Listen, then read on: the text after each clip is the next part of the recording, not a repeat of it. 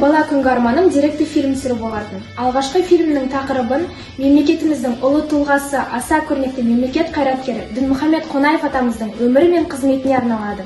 Олай болса, құрметті көрермендер, менімен бірге Қонаев қаласына жол тартайық.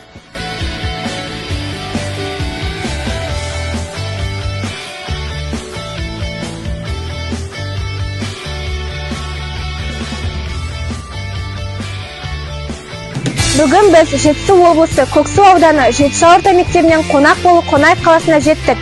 Біз бұл сапарымызда еліміздің тарихи тұлғаларының бірі Дінмұхамед Қонаевтың өмірі мен қызметін зерттеп, оның мұраларына құрмет көрсету мақсатында ретро мұражайларын аралап, тарихи жәдігерлерімен танысатын боламыз.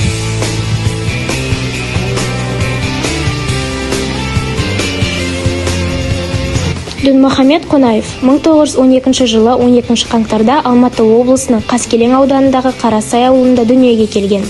Ол инженер-металлург мамандығын алып, Мәскеудегі түсті металлургия институтын бітірген. Өзінің кәсіби өмірін металлургия саласында бастаған Қонаев әсіресе Қарағанды мен Өскемен өңірлерінде жұмыс істеді.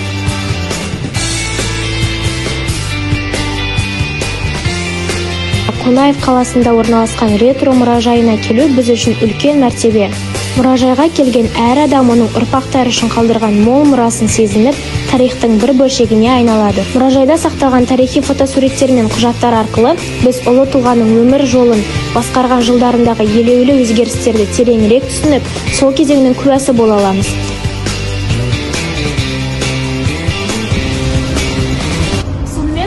Мұнда оның жеке үйінен алынған тұрмыстық бұйымдар, фотосуреттер мен өзінің көлігі де сақталған. Қонаевтың басқаруы кезінде Қазақстанның өнеркәсібі, әсіресе металлургия, химия, энергетика салалары айтарлықтай дамыды. Қонаев қаласындағы ретро мұражайында Дінмұхамед Қонаевтың жеке вагоны ерекше экспонат ретінде қойылған. Ендеше үшін бірге тамашалайық. Оның сыртқы құрылымы да ерекше. Оның сыртқы көрінісі сол кездегі жоғарғы класты көліктердің дизайнын көрсетеді. Қонаевтың вагоны тек ыңғайлы ғана емес, сонымен бірге өте стильді болды. Мұндай вагондар мемлекеттік сапарлар кезінде, әсіресе ұзақ жолдарда қолданылды.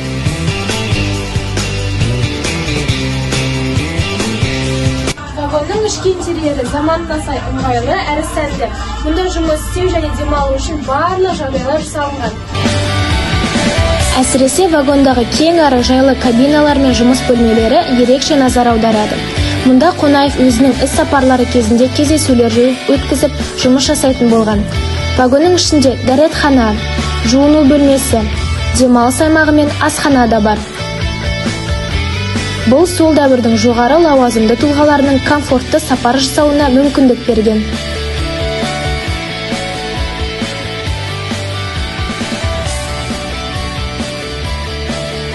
Қонаев қаласының ретро мұражайындағы Дінмұхамед Қонаевтың вагоны тарихымыздың бір бөлшегі.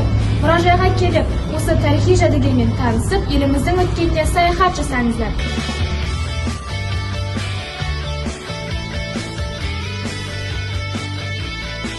Сәлеметсіз. Сәлеметсіңдер балалар. Сізге Дінмұхамед Қонаев атамыз туралы бір сұрақ қойсақ. Қонаев атамыз туралы не білесіз? Қонаев аталарың біздің елімізге белгілі кемеңгер тұлға, ұлы тұлға деуге болады. Қазақстанды 30 жыл басқарған, көп салаларда еңбек еткен, және осы Қапшағайға өзінің еңбегі сіңген. Жауабыңызға рахмет. Сізге Дінмұхамед Қонаев атамыз туралы кішігірім сұрақ қойсам. Болады, жарайды. Қонаев атамыздың халықпен қарым-қатынасы қандай болған білесіз бе? Қонаев атамыздың халықпен қарым-қатынасы қарапайым, өте жақсы қатынаста болды. Мысалға бір келтіріп кетейін. Балқаш ауданына кетіп бара жатқан кезде жолда өзінің машинасын тоқтатып, ақсақалдармен амандасып, қал жағдайларын сұрап, өте қарапайым кісі еді. Жауапқа рахмет. Саяси мансабының соңында 1986 жылы ол қызметінен алынып, оның орнына басқа адам тағайындалды. Бұл оқиға Алматыдағы желтоқсан оқиғасына себеп болды. Алайда Қонаевтың өмірі мен қызметі қазақ халқының тарихында маңызды із қалдырды.